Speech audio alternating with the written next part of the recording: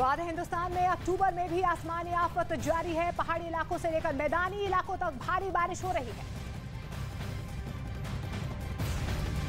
और ये जो तस्वीरें एक एक करके हम आपको दिखा रहे हैं, मध्य प्रदेश, उत्तर प्रदेश, इसके अलावा सवाई माधोपुर यानी राजस्थान, चंपावत की तस्वीर यानी उत्तराखंड की तस्वीर आपकी टीवी स्क्रीन पर है और इसके जरिए आप समझ सकते हैं कि हालात कितने भयावह होते जा रहे हैं। उत्तर प्रदेश के श्योरपुर की बात करें तो लापरवाही की वजह से देखिए एक बस उफनते नाले में गिर गई। मुरैना में बारिश का पानी घरों में घुसने से लोगों की परेशानियां बढ़ गई। और उत्तर प्रदेश में भी लगातार बारिश हो रही है। बारिश के बाद सड़कें लबालब भर चुकी हैं। मकान तक पानी ने अपना कब्जा जमा लिया है। मकानों में भी। श्रावस्ती में तो भारी बारिश के बाद गांव टापू में तब्दील हो गए।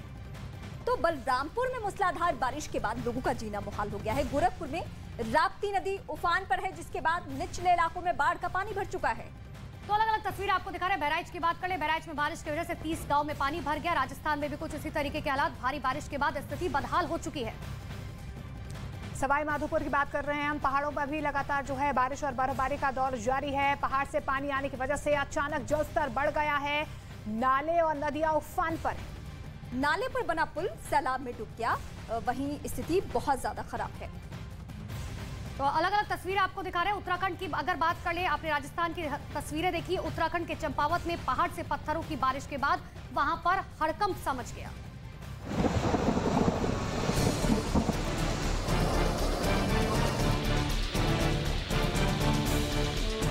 तैरती शहर, कुदरत का कहर, बादलों की मनमानी, शहर पानी पानी,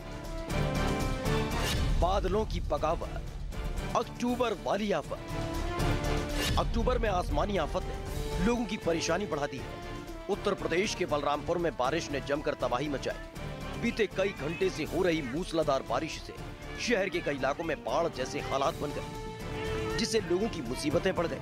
बलरामपुर से सामने आई तस्वीरों में चारों तरफ पानी ही पानी नजर आया, जिनमें कई घर और सड़कें डूबी दिखाई दी। देखने से ऐसा लगा जैसे सड़क पर कोई नदी बह रही हो। वहीं दूसरे इलाके से भी इसी तरह का एक और वीडियो सामने आया, जिसमें कई गाड़ियां बारिश के पानी में डूबी दिखाई दी। जल भराव में सड़कें भी डूब गई, जिसकी वजह से वहां लंबा जैम लग गया। बताया गया, बीते 3 दिन से हो रही लगातार बारिश से कई नदियां खतरे के निशान से 100 सेंटीमीटर ऊपर पहुंच गई, जिसकी वजह से वहां के आसपास के खेतों की फसल डूब गई, जिससे लोगों को काफी नुकसान हुआ। जिसके बाद प्रशासन ने राहत बचाव का काम तेजी से शुरू कर दिया। ये बारिश ले डूबेगी, पानी की मनमानी से बढ़ी परेशानी। उधर राजस्थान की करौली में आफत की बारिश ने कई इलाकों को डुबो दिया। वहां कुछ इलाकों में इतना पानी भरा कि वो डूबने की कगार पर आ गए और तबाही ऐसी कि देखने वालों की सांसें अटक जाए। करौली जिले से सामने आए वीडियो में एक घर में घुटनों के ऊपर तक पानी भर गया, जिसकी वजह से सारा सामान भीग गया। कुछ घंटों की बारिश में ही लोग परेशान हो गए। पानी भरा हुआ, सारा सामान भीग गया उसमें, और जो भी खाने पीने की सामग्री थी वो बिल्कुल वेस्ट हो गई। और कम से कम 5-5, 6-6 फुट पानी कमरों में अंदर भरा हुआ है।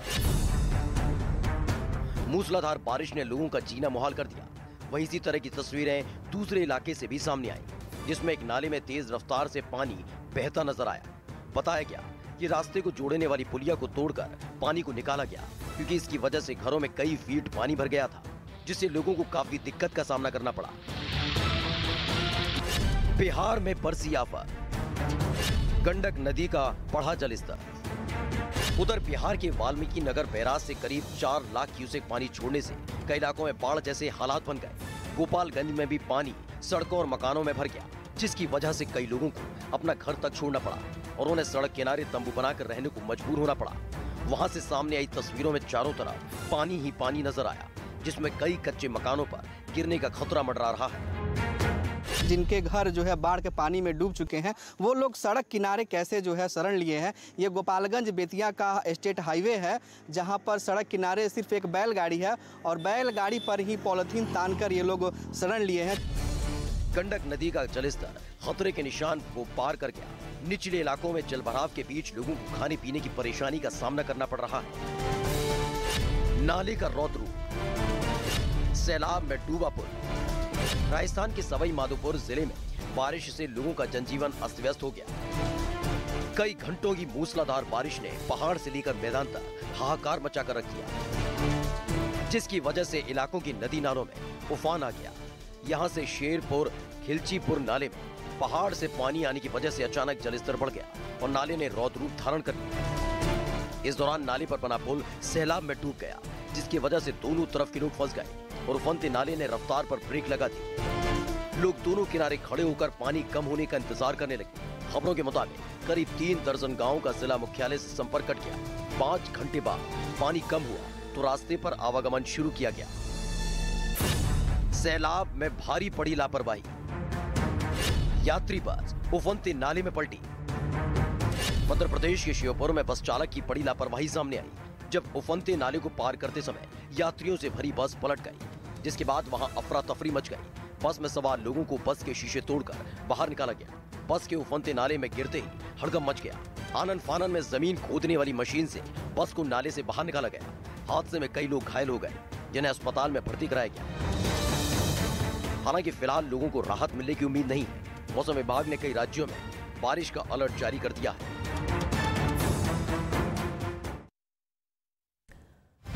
तो बारिश का नॉनस्टॉप प्रहार जारी है। दिल्ली एनसीआर की बात करते हैं। दिल्ली एनसीआर में मौसम का मिजाज बदल चुका है। दिल्ली की बात करें तो दिल्ली में झमाझम बारिश से अब हल्की ठंड का एहसास लोगों को होने लगा है। साथ ही कई इलाकों में जलभराव भी हो रहा है और उसकी तस्वीरें इस वक्त आपके सामने हैं, जिससे लोगों की परेशानियों में इजाफा हो चुका है। 2-3 तस्वीरें आपके सामने हैं। गुरुग्राम, दिल्ली, नोएडा की तस्वीरें आप देखिए कि किस तरीके से लोगों की जिंदगानियों पर ब्रेक लगती हुई नजर आ रही हैं। गाड़ियां सड़कों पर रेंगती हुई नजर आ रही हैं। जलभराव आपको सड़कों पर नजर आ रहा होगा। नोएडा की बात कर ले। नोएडा में बारिश के बाद जगह जगह पानी भर गया। गुड़गांव की भी हालत ऐसी। गुरुग्राम में भी कई हिस्सों में जलभराव हुआ। मैदानों में हो रही बारिश से परेशानी तो है ही है, पहाड़ों पर बर्फबारी भी जारी है। उत्तराखंड की बात कर ले तो उत्तराखंड के ऊपरी इलाकों में बर्फबारी जारी है। इससे निचले इलाकों के तापमान में भारी गिरावट दर्ज की गई है। उत्तराखंड की बात करें, उत्तराखंड के चमोली में भारी बर्फबारी के बाद वहां पर लोगों की मुसीबतें काफी ज्यादा बढ़ गई। लगातार बर्फ गिरने से वहां ठंड अचानक बढ़ चुकी है और बर्फबारी की वजह से लोग अपने घरों में अब कैद होने के मजबूर है सर्दी की तरफ। तस्वीरों में आप साफ तौर पर देख पा रहे हैं कि किस तरीके से चारों तरफ आपको बर्फ की मोटी चादर नजर आ रही होगी। लोग घरों में दुबकने को मजबूर हो गए हैं। जनजीवन जो है पूरी तरह से पहाड़ों पर भी अस्त व्यस्त होता नजर आ रहा है। और उत्तराखंड के चमोली के बाद आपको चंपावत की तस्वीरें दिखाते हैं, जहां पर लोगों के ऊपर कुदरत की दोहरी मार देखी जा रही है। एक तरफ भारी बारिश के साथ बर्फबारी हो रही है, तो वहीं पहाड़ खिसकने के बाद हाईवे पर पत्थरों की बारिश ने लोगों की मुसीबतें बढ़ाई है। और लगातार हो रही बारिश और बर्फबारी के बाद लोग घर में दुबक गए हैं। बर्फबारी के बाद पारा और भी ज्यादा लुढ़कता ही जा रहा है, जिसकी वजह से ठंड साफ तौर पर महसूस की जा सकती है। और ये चंपावत की तस्वीरें आपके सामने। सफेद चादर यानी बर्फबारी अभी ही जनवरी फरवरी के मौसम की तरह।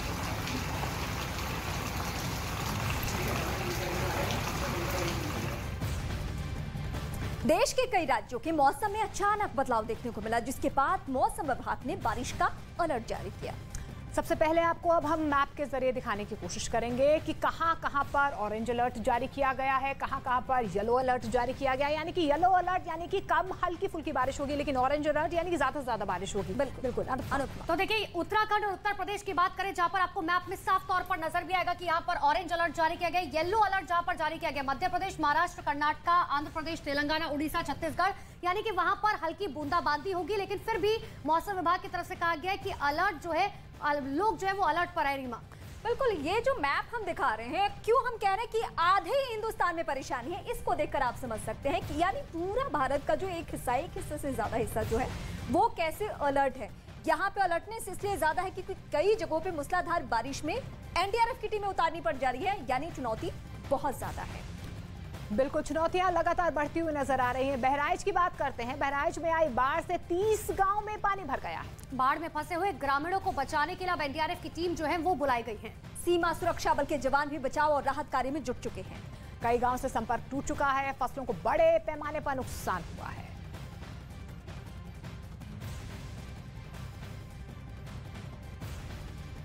और उत्तर प्रदेश की तस्वीर आपको दिखा रहे हैं, जहां पर भारी बारिश ने लोगों की मुसीबतें बहुत ज्यादा बढ़ा दी हैं। उत्तर प्रदेश के कई जिलों में लगातार हो रही बारिश के बाद नदी नाले उफान पर हैं।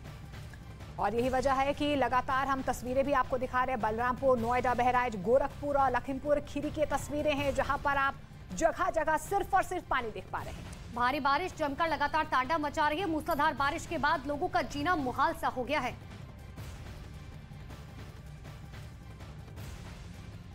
दिल्ली एनसीआर में भी हालात बेहद खराब है। नोएडा की बात करते हैं, 2 दिनों से जमकर बारिश हो रही है नोएडा में। उसके बाद नोएडा में रहने वाले लोगों की मुश्किलें लगातार बढ़ती हुई नजर आ रही है। तस्वीरें आपके सामने, और देखिए तस्वीर आपके सामने नोएडा के सेक्टर 126 की हम आपको दिखा रहे हैं, जहां पर एक अंडरपास बारिश के बाद पानी से पूरी तरीके से भर गया। हालांकि अभी भी लोग इस अंडरपास से गुजर रहे हैं।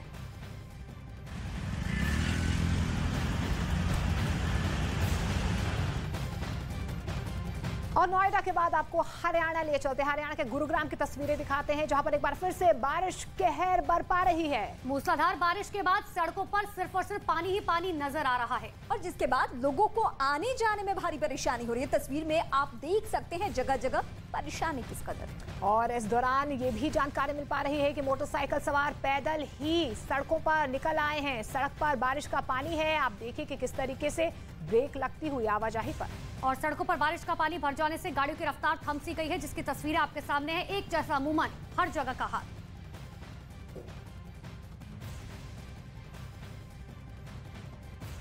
दिल्ली एनसीआर में मौसम का मिजाज बदल चुका है। दिल्ली में झमाझम बारिश की वजह से हल्की ठंड का एहसास होने लगा है।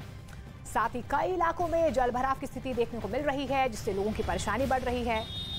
और दिल्ली के कई इलाकों में हालात बेहद खराब हो चुके हैं। बारिश लगातार हो रही है, सड़कों पर पानी भर गया है, लोगों को आवाजाही में बेहद दिक्कतें हो रही हैं।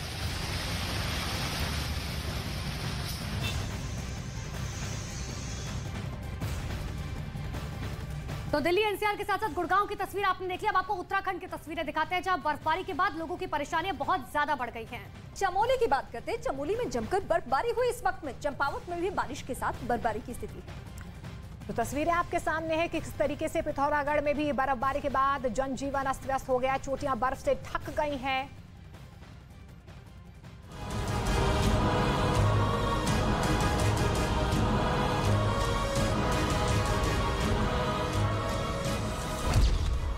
उत्तराखंड में बर्फीली आफत, माइनस में पहुंचा तापमान, जिंदगी पर भारी बर्फबारी।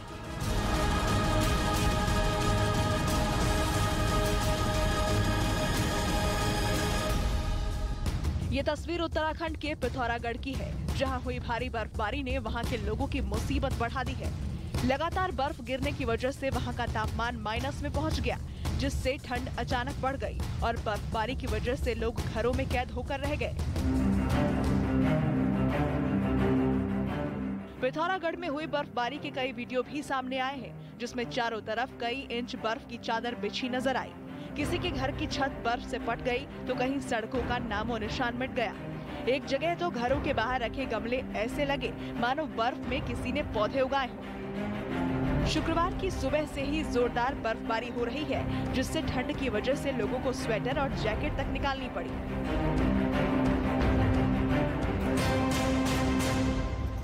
वहीं चीन सीमा पर दारमा घाटी में 17,500 फीट की ऊंचाई पर स्थित अंतिम चौकी पर भी जमकर बर्फबारी हुई। भारी बर्फबारी के बाद चोटियों पर 1 फीट बर्फ, जबकि गांव में 3 से 4 इंच बर्फ जम गई। बर्फबारी और बारिश होने की वजह से लोग घरों में दुबकने को मजबूर हैं। दारमा घाटी के पास के इलाकों में -1 डिग्री तापमान रिकॉर्ड किया गया। हालांकि भारी बारिश के बाद भी चौकियों में तैनात सुरक्षा बलों के जवान मुस्तैदी से सीमा की सुरक्षा में जुटे हैं। धारचूला में लगातार हो रही बारिश और बर्फबारी से ठंड बढ़ गई है। लोगों ने गर्म कपड़े निकाल लिए हैं, लेकिन लोगों की मुश्किलें कम होने की उम्मीद नहीं है, क्योंकि धारचूला में अभी और बर्फबारी की संभावना है।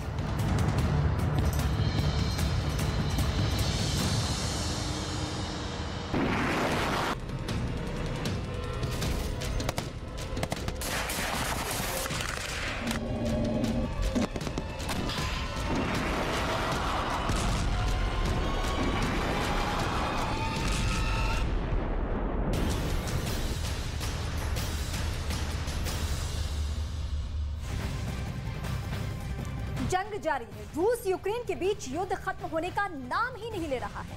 तनाव चरम पर है। इसी बीच रूस के हाथ से कुछ हिस्से निकल जाने से पुतिन बौखला गए हैं। परमाणु हमले की धमकी दे डाली है पुतिन ने, लेकिन हर एक्शन का एक रिएक्शन जरूर होता है, जिसके बाद अमेरिका और नाटो देशों ने रूस से निपटने के लिए फुल प्रूफ प्लान तैयार कर लिया है।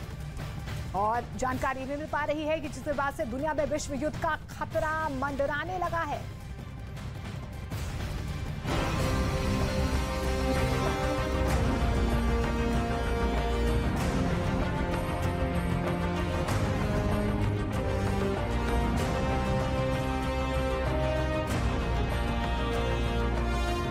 पुतिन के एटमी अटैक की धमकी के बाद पश्चिमी देशों में हलचल तेज है। अमेरिका और नाटो देश अपनी तैयारियों में लग गए हैं। अमेरिका ने हाइपरसोनिक यानी आवाज की रफ्तार से 5 गुना तेज उड़ने वाले एक रॉकेट इंजन की टेस्ट का दावा किया है। हालांकि ये टेस्ट अगस्त में किया गया था, लेकिन इसकी जानकारी अमेरिका ने अब जाकर दी। इस हथियार को बनाने के लिए नाटो का दूसरा सदस्य नॉर्वे भी अमेरिका का साथ दे रहा है। बाइडेन के प्लान से होगा पुतिन का पतन। रूस की धमकी के बीच अमेरिका की तैयारी। अमेरिका ने विध्वंसक वेपन का किया टेस्ट। अमेरिका ने थोर्स हैमर का किया टेस्ट, जिसका असली नाम है थोर एयर यानी tactical high speed offensive ramjet for extended range. Thor air program के तहत अमेरिका एक सॉलिड फ्यूल रैमजेट व्हीकल बनाने पर काम कर रहा है, जिसकी रेंज भी ज्यादा होगी और स्पीड भी हाइपरसोनिक होगी। लेकिन इसके बावजूद वो महंगा नहीं बल्कि किफायती होगा। अमेरिका का ये सफल टेस्ट उसके लिए बहुत बड़ा मील का पत्थर है, क्योंकि हाइपरसोनिक हथियारों की रेस में वो रूस और चीन जैसे अपने दुश्मनों से काफी पीछे है। चीन धड़ाधड़ अपने हाइपरसोनिक हथियारों के टेस्ट कर रहा है और रूस तो अपने हाइपरसोनिक हथियार यूक्रेन पर दाग भी रहा है। वहीं अमेरिका के पास अब तक ऐसा कोई हाइपरसोनिक हथियार तैयार नहीं है जिससे वो हमला कर सके। ऐसे में अमेरिका का ये टेस्ट काफी अहम माना जा रहा है।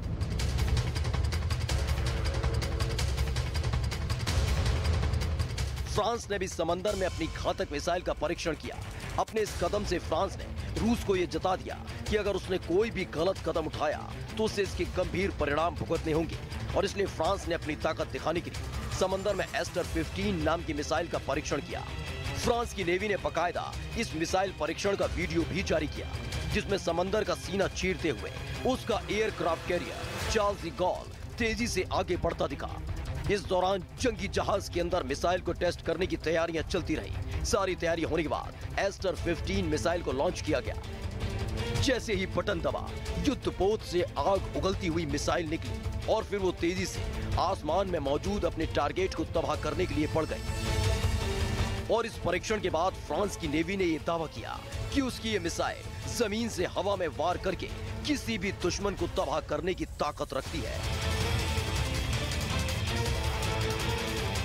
रूस के राष्ट्रपति कई बार पश्चिमी देशों को परमाणु मिसाइल से निशाना बनाने की धमकी दे चुके हैं, जिससे पूरी दुनिया दहशत में है।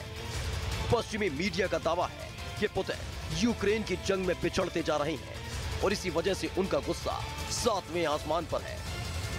पुतिन ये बात अच्छी तरह से जानते हैं कि जब तक पश्चिमी देश यूक्रेन को जंग में हथियारों की सप्लाई बंद नहीं करेंगे, तब तक उनका यूक्रेन पर कब्जा करने का सपना पूरा नहीं होने वाला। इसी बौखलाहट में वो कई बार नाटो देशों पर परमाणु मिसाइल चलाने की धमकी तक दे चुके हैं। मतलब ये कि पुतिन यूक्रेन में जंग तो लड़ ही रहे हैं, लेकिन नाटो से भी आर पार की लड़ाई के लिए तैयार है। और यही वजह है कि नाटो में शामिल कई देश अपनी ताकत बढ़ाने में जुट गए हैं, और इसके जरिए फ्रांस ने रूस को ये संदेश देने की भी कोशिश की कि अगर उसने गलती से भी उसकी तरफ नजर उठाई तो वो चुप नहीं बैठेगा। एक रिपोर्ट के मुताबिक एस्टर 15 मिसाइल को फ्रांस और इटली ने मिलकर बनाया है। ये मिसाइल करीब 14 फीट लंबी है और इसका वजन 310 किलोग्राम है, और 30 किलोमीटर के दायरे में ये पलक झपकते ही अपने टारगेट को ध्वस्त कर सकती है। मतलब ये कि रूस से भिड़ने के लिए अमेरिका, फ्रांस और नाटो ने भी कमर कस ली है और अपनी इस मिसाइल का परीक्षण कर ये भी जता दिया है कि वो पुतिन के हर हमले का जवाब देने के लिए तैयार है।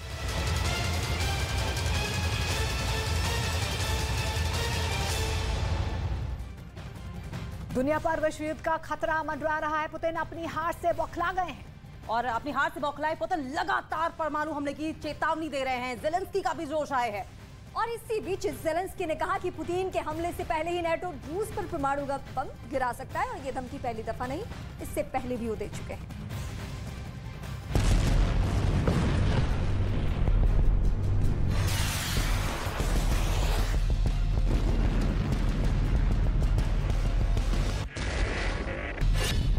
यूक्रेन जंग का क्या यही अंजाम होगा?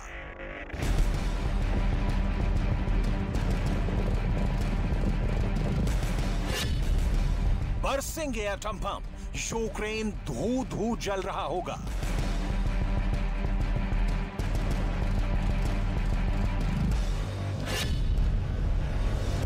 पुतिन की परमाणु प्रतिज्ञा टूटेगी।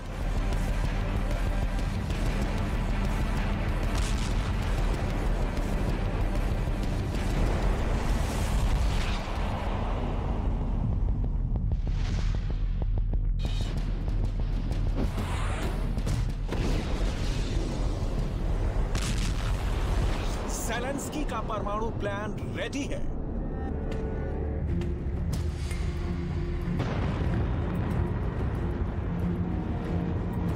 नेटो के न्यूक्लियर बम रूस पर बरसेंगे। परमाणु बम की काली साया से डरी दुनिया के लिए यूक्रेन के राष्ट्रपति वोलोदिमीर ज़ेलेंस्की का नया बयान सन्न कर देने वाला है। ज़ेलेंस्की की एटम बम वाली वाणी जंग के शोलों को जलजले में तब्दील कर देगी।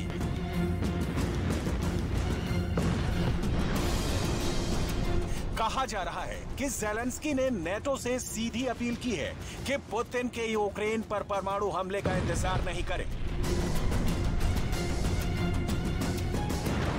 नेटो रूस पर उसके पहले ही परमाणु बम गिरा दे। प्रेसिडेंट ज़ेलेंस्की को सुनिए।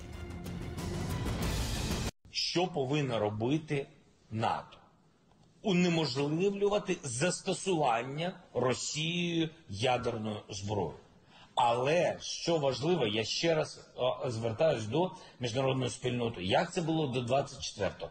Превентивні удари, щоб вони знали, що з ними буде, якщо вони застосують. А не навпаки, чекати ядерних ударів Росію, щоб потім сказати, ах ти так, ну ось тримай від нас. Переглянути застосування свого тиску. Ось я вважаю, що повинна робити НАТО. Переглянути порядок застосування. राष्ट्रपति ज़ेलेंस्की के इस बयान को गंभीरता से समझना बहुत जरूरी है। ज़ेलेंस्की ने जिन शब्दों का इस्तेमाल किया उसके मुताबिक रूस यूक्रेन पर परमाणु हमला करे उससे पहले नेटो को प्री एम्प्टिव स्ट्राइक यानी संभावित खतरे से पहले दुश्मन पर हमला कर देना चाहिए। रूस ज़ेलेंस्की के इस बयान पर भड़क गया है। रूस ने कहा है कि ज़ेलेंस्की ने खुद तीसरे विश्व युद्ध को न्योता दिया है। रूस की प्रवक्ता मारिया ज़ाखारोवा को सुनिए। यूक्रेन के राष्ट्रपति वोलोदिमीर ज़ेलेंस्की शैतान के रूप में तब्दील हो चुके हैं, जिनके हाथ इस दुनिया के अंत की ओर बढ़ रहे हैं। यूक्रेन के साथ जारी जंग के बीच रूस के राष्ट्रपति व्लादिमीर पुतिन ने चेतावनी दी है कि वो मॉस्को के कब्जे वाले क्षेत्रों पर नियंत्रण हासिल करने के यूक्रेन के प्रयास को विफल करने के लिए परमाणु हथियारों का उपयोग करने में संकोच नहीं करेंगे।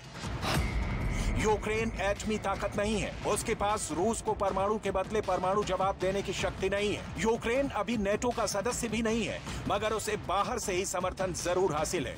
यूक्रेन के राष्ट्रपति वोलोदिमीर ज़ेलेंस्की ने देश को तत्काल नेटो की सदस्यता देने का अनुरोध किया है।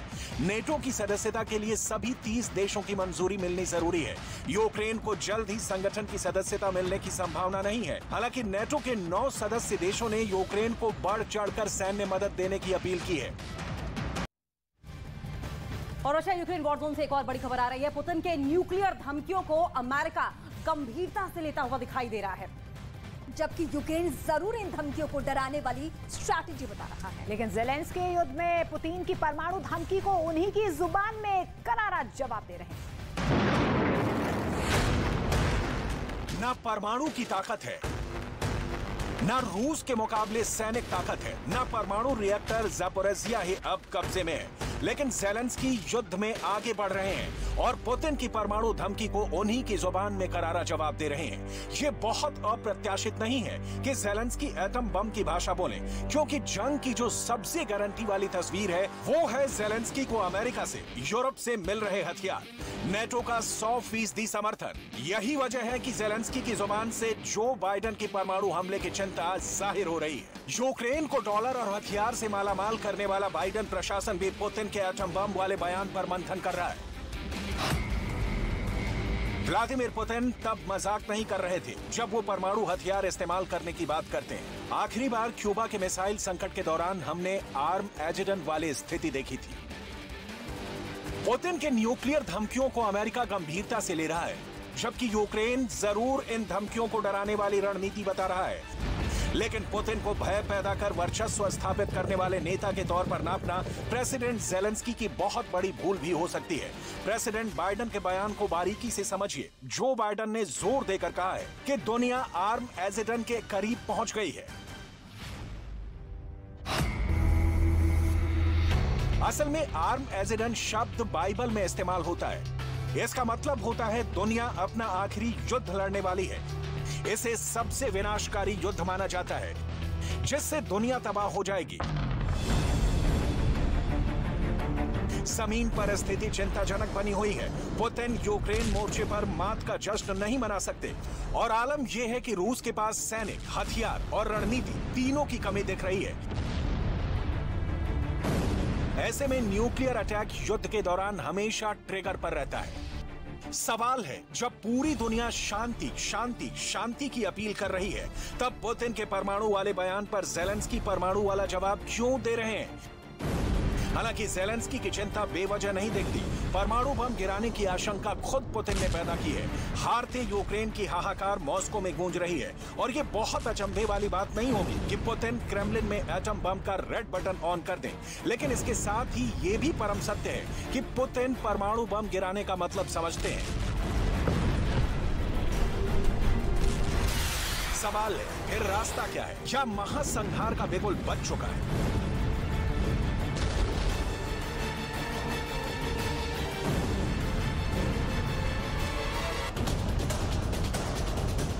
कौन होगा उस महासंहार का जिम्मेदार जिसमें जलेगा यूक्रेन और रूस, लेकिन स्वाहा होगी मानवता? 21वीं सदी की वो मानवता जो वर्चस्व की जंग में अपनी संतानों को पीस देने के लिए बेकल है।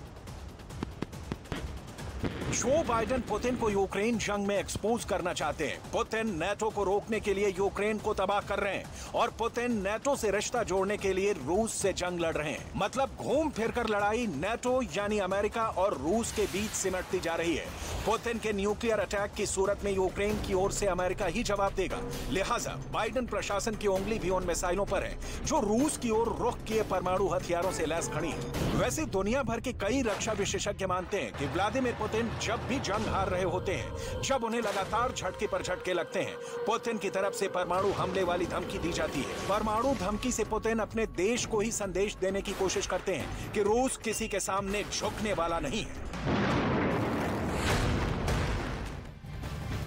यूक्रेन युद्ध में पुतिन की प्रतिष्ठा दांव पर लगी हुई है, इसलिए अमेरिका पुतिन को चेतावनी को हल्के में नहीं लेता। और पुतिन को यह लगता था कि यूक्रेन में जंग बस कुछ दिनों की ही बात है और जल्द ही यूक्रेन घुटने टेक देगा। लेकिन अब पुतिन के सैनिकों के पांव यूक्रेन जंग में उखड़ते हुए दिखाई दे रहे हैं और जिसके बाद पुतिन और भी हमलावर हो चुके हैं इस वक्त। जब रूस यूक्रेन युद्ध शुरू नहीं हुआ था, पुतिन कहते थे कि 72 घंटे के भीतर यूक्रेन को घुटनों पर ला देंगे। लेकिन अब ये युद्ध 8 महीने पुराना हो चुका है। रूस ने अपने हजारों सैनिक गंवा दिए। जमीन पर स्थिति पुतिन के लिए ज्यादा अनुकूल नहीं है। जानकार मानते हैं कि इस वजह से भी पुतिन लगातार परमाणु हमले की चेतावनी दे रहे हैं।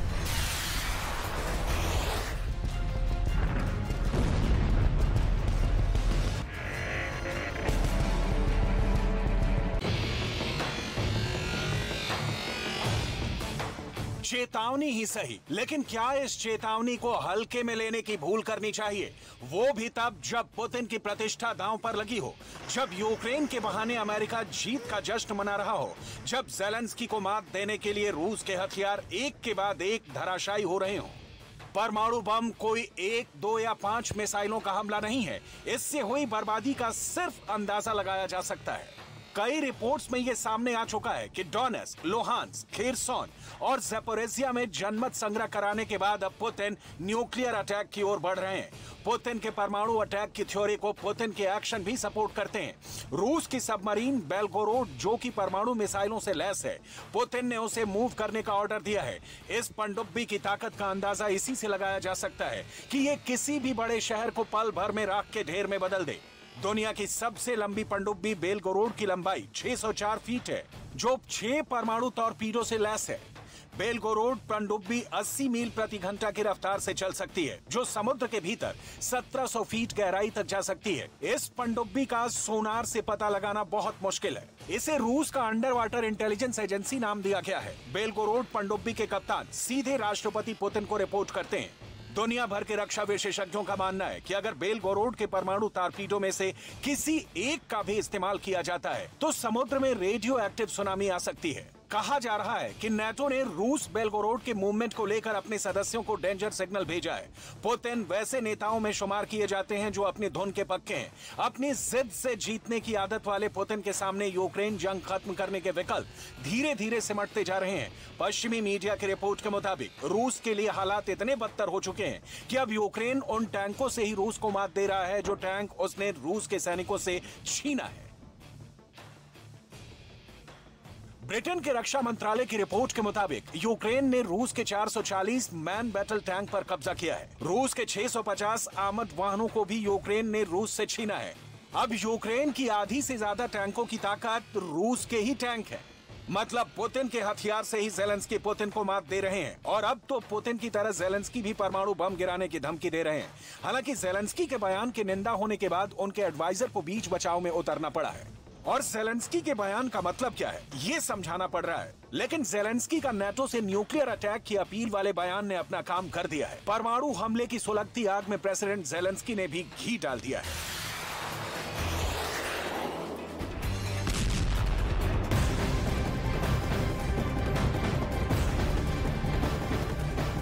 कल क्राइमिया के ब्रिज में हुए ब्लास्ट के बाद रूस में हड़कंप मच गया है और पुतिन बौखलाए हुए हैं। ब्लास्ट के बाद पुतिन ने यूक्रेन में जंग और ज्यादा तेज कर दी है। यूक्रेन में नए कमांडर की तैनाती कर दी गई है। इतना ही नहीं, क्राइमिया में ब्रिज ब्लास्ट के बाद परमाणु हमले का संकट बढ़ चुका है।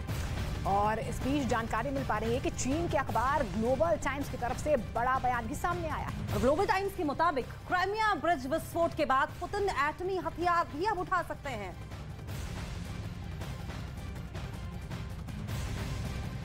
और इस बीच आपको बता दें कि क्राइमिया में हुए हमले के बाद जिस तरीके से ब्रिज को ब्लास्ट कर दिया है, सैटेलाइट तस्वीरें भी इसकी सामने आ चुकी हैं। और इन तस्वीरों में देखिए कैसे रूस से क्राइमिया को जोड़ने वाला ब्रिज तबाह हो चुका है। तो लगातार हम सैटेलाइट तस्वीरें आपको दिखा रहे हैं। विस्फोट के बाद यूक्रेन पर परमाणु हमले का खतरा बढ़ चुका है। पुतिन बहुत गुस्से में दिखाई दे रहे हैं और इस गुस्से में वो कोई भी कदम अब उठा सकते हैं। तो देखिए तस्वीरें आपकी टीवी स्क्रीन पर आप देख पा रहे हैं। दरअसल क्राइमिया और का ये ब्रिज आप देख पा रहे हैं। दरअसल ये रशिया यूक्रेन को जोड़ता है और प्रभुत्व यहाँ पर हमेशा से रशिया का ही रहा है। और ऐसे में इस ब्रिज को जिस तरीके से उड़ा दिया गया है, सवाल ये उठ रहे हैं कि क्या अब पुतिन इतना ज्यादा बौखला गए हैं कि अपनी स्ट्रेटेजी में, अपनी रणनीति में बदलाव करेंगे और अब न्यूक्लियर वॉर के खतरे से दुनिया जूझेगी।